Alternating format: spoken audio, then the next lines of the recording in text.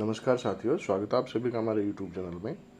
आज की वीडियो में हम बात करने वाले हैं APR या फिर ACR को ऑनलाइन हम कैसे करें। इससे पहले भी हमने वीडियो बनाया था जिसमें हमने लाइव प्रोसेस आपको बताई थी। चाहे तो आप वो वीडियो देख लें या फिर ये जो वीडियो चल रहा है इसको आप देखें। यहाँ पर हम आपको समझाएंगे कि जो APR या ACR है उसको हम ऑनलाइन कैसे करें। एक PPT के माध्यम से हम आपको समझाने वाले हैं। साथ ही हम आपको बताएंगे कि जो प्रिंसिपल है, हेडमास्टर है, वरिष्ठ अध्यापक है, अध्यापक का लेवल 1 और 2 के और LDC है, इनके लिए जो चैनल व्यवस्था निर्धारित की गई है रिपोर्टिंग और रिव्यूइंग ऑफिसर की, तो वो क्या रहेगी। तो ये सारी की सारी बातें हम इस वीडियो में करने वाले हैं। तो सबसे पहले बात कर लेते हैं कि जो आदेश है APR भरने का वो कौन सा है। तो यहाँ पर हमारे पास आदेश है 25/8/2022 का जारी किया हुआ। यहाँ पर जो शिक्षा विभाग के समस्त कार्मिक और पदाधिकारी हैं उनके लिए जो APR है वो प्रधानाध्यापक, व्याख्याता, द्वितीय श्रेणी और समकक्ष, इनके लिए 29 तारीख जो है वो रखी गई है। और जो समस्त लोक सेवक हैं इनके अलावा वो 31 तारीख के बाद में शुरू होगी। तो सबसे पहले तो ये 2 डेट हमको ध्यान में रखनी है। उसके बाद में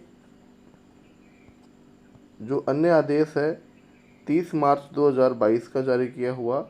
इसमें जो APR है वो राजकाज सॉफ्टवेयर के माध्यम से बताई गई है, लेकिन अब ये APR हमको शाला दर्पण से भरनी है। ऑटो अप्रूवल है वो नहीं होगा। और क्या क्या चेंजेस इसमें आए हैं वो भी हम आपको बताएंगे।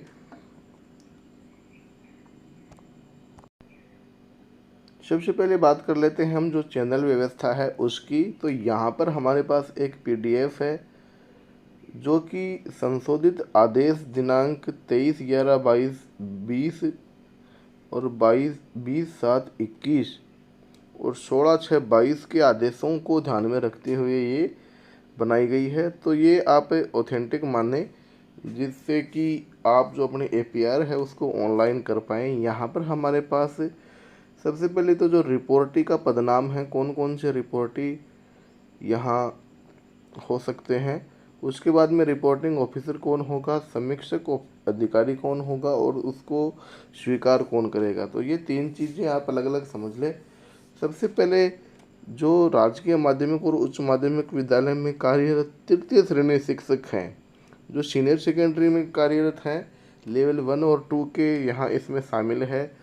शारीरिक शिक्षक भी शामिल हैं, पुस्तकालय अध्यक्ष हैं, कनिष्ठ सहायक है। ये सारे के सारे हम इतने थंबनेल में नहीं लिख पाते, तो यहाँ आप सारे देख पाएंगे। इनका जो रिपोर्टिंग ऑफिसर है वो संस्था प्रधान स्वयं है और जो रिव्यूइंग ऑफिसर है वो मुख्य ब्लॉक शिक्षक जो शिक्षा अधिकारी है वो है।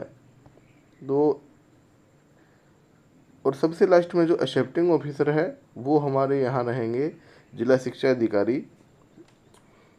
दूसरी बात हम करेंगे कि जो राजकीय प्राथमिक और उच्च प्राथमिक विद्यालय में कार्यरत अध्यापक हैं लेवल 1 और 2 के ग्रामीण क्षेत्र के, उनके लिए जो PO साहिबान हैं वो रहेंगे और जो रिव्यूइंग ऑफिसर है मुख्य ब्लॉक शिक्षा अधिकारी वो रहेंगे और जो एक्सेप्टिंग ऑफिसर है वो जिला शिक्षा अधिकारी ही रहेंगे। तो ये इम्पोर्टेंट मुख्य रूप से 2 है शिक्षक साथियों के लिए।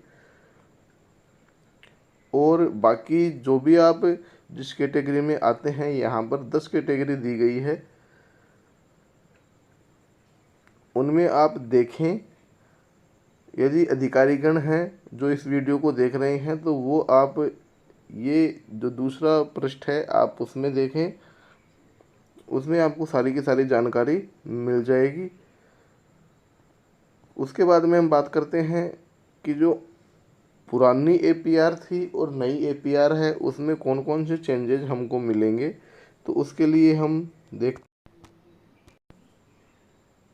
तो यहाँ पर जो APR पहले भरी जाती थी और अब APR हमको भरनी है, तो इसमें चेंजेज कौन कौन से किए गए हैं उसके बारे में हम देखते हैं। सबसे पहले जो APR 20-21 का जो मॉड्यूल है और यहाँ 21-22 का मॉड्यूल है, इसमें देखते हैं कि जो लोक सेवक है संबंधित अवधि के रिपोर्टिंग और रिव्यूइंग का चयन किया जाता था तथा एक्सेप्टिंग का चयन पूर्व निर्धारित मॉड्यूल से ऑटो चयन हो जाता था। तो यहाँ पर ये सुविधा नहीं है, तो यहाँ पर चयन करना पड़ेगा। लोक सेवक द्वारा संबंधित अवधि की रिपोर्टिंग एवं रिव्यूइंग के चयन के साथ साथ एक्सेप्टिंग का भी प्रावधान यहाँ रखा गया है। इसलिए ये ज़रूरी हो जाता है कि हमारे जो तीनों ऑफिसर हैं वो कौन कौन हैं। दूसरा यहाँ पॉइंट दिया गया है कि लोक सेवक द्वारा चैनल निर्धारण के बाद में संबंधित अवधि के रिपोर्टिंग के द्वारा चैनल वेरिफिकेशन के बाद लोक सेवक के स्टाफ विंडो पर एपीआर फॉर्म एक्टिव होता और इसके बाद सबमिट किया जाता था। अर्थात लोक सेवक के साथ साथ रिपोर्टिंग को भी न्यूनतम 2 बार लॉगिन करना पड़ता। नए वाले में क्या होगा कि जो मॉड्यूल का सरलीकरण करते हुए चैनल निर्धारण एवं एपीआर सबमिट की जो व्यवस्था है वो साथ साथ रखी गई है, जिससे लोक सेवक के साथ रिपोर्टिंग स्तर पर कार्य करने में गति आएगी। तीसरा जो पॉइंट यहाँ है, चैनल निर्धारण में यदि कोई गलती हो जाए तो उसमें सुधार के लिए अलग अलग स्टेप्स दी गई थी। और यहाँ जो नए वाले मॉड्यूल में हम बात करेंगे तो चैनल निर्धारण में कोई गलती होने पर प्रविष्टि में सुधार के लिए रिपोर्टिंग और रिव्यूइंग और एक्सेप्टिंग जो ऑफिसर्स है वो इसको पुनः लौटा देंगे आपको। ऐसे तो जो नई एपीआर है उसमें जो साइज है वो बढ़ा दिया गया है 1.5 गुना तक। अगला जो पॉइंट यहाँ है, प्रतिकूल प्रविष्टि से संबंधित दस्तावेज ऑफलाइन भेजने का निर्देश था, ऑनलाइन अपलोड का कोई निर्देश नहीं था। यहाँ पर ऑनलाइन अपलोड का भी निर्देश दिया गया है नवीन मॉड्यूल में। उसके बाद में मॉड्यूल के विभिन्न प्रावधान और जो नई वाली है इसमें मॉड्यूल के विभिन्न प्रावधान का सरलीकरण करते हुए जो आवश्यकता अनुसार ड्रॉप डाउन जो मेनू है वो उपलब्ध करवाई गई है और ऑटो सुविधा है वो भी प्रदान की गई है। उसके बाद में ऑटो फॉरवर्ड की सुविधा नियम के अंतर्गत नहीं थी और इसमें जो कार्मिक विभाग है उसके नवीन दिशा निर्देश के हिसाब से ऑटो फॉरवर्ड की जो सुविधा है वो प्रारंभ कर दी गई है। अब हम जानेंगे कि जो एपीआर है वो हम किस प्रकार से भर सकते हैं लोक सेवक के लिए। जो सबसे पहले हमको लॉगिन कर लेना है शाला दर्पण पे, स्टाफ विंडो पे। उसके बाद में जो प्रोसेस रहेगा वो आईडी पासवर्ड डाल के ये सारी की सारी चीज़ें आपको आती है। ये व्यक्तिगत करना है तो आप स्टाफ विंडो का यहाँ चयन करेंगे, स्कूल लॉगिन से ये कार्य नहीं होगा। उसके बाद में जो एपीआर का टैब है ये टैब यहाँ एक्टिव है, पीपीटी में दिखाया गया है। कई साथियों के कमेंट आए थे कि एपीआर का टैब अभी एक्टिव नहीं हुआ है, तो इसके लिए आप चिंतित न हो। जैसे ही जो साइट है वो अपडेट होगी एपीआर का टैब आपको नज़र आ जाएगा। उसके बाद में हम बात करते हैं जो इस प्रकार का इंटरफेस है वो आपको शो होने लगेगा और आपको क्लिक टू फिल या एडिट न्यू एपीआर पे हमको क्लिक कर लेना है।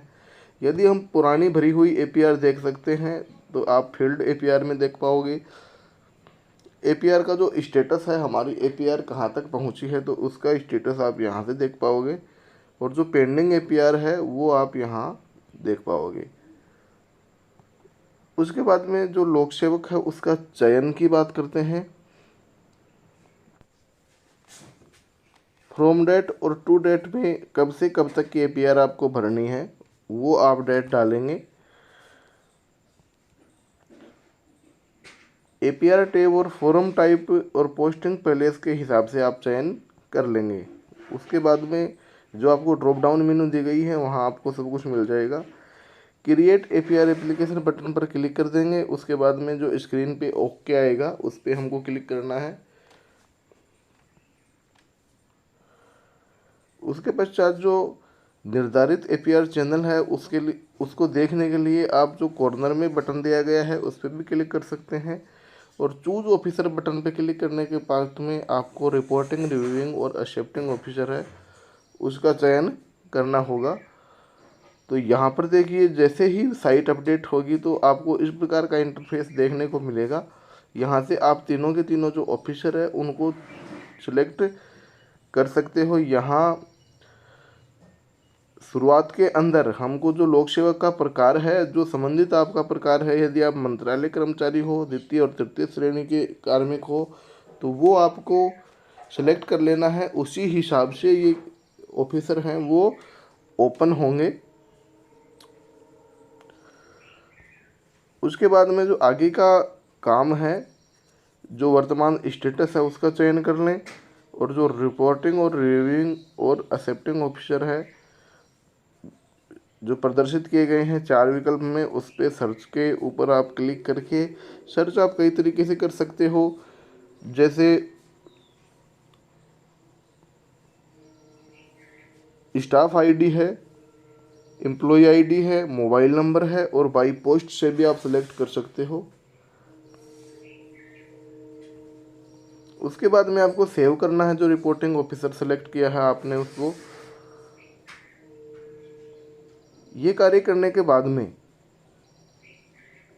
एक काम आपका कंप्लीट हो जाता है। उसके बाद में रिव्यूइंग ऑफिसर की बारी आती है, तो सेम प्रोसेस आप इसके लिए अपनाएंगे और उसको भी सेव करेंगे।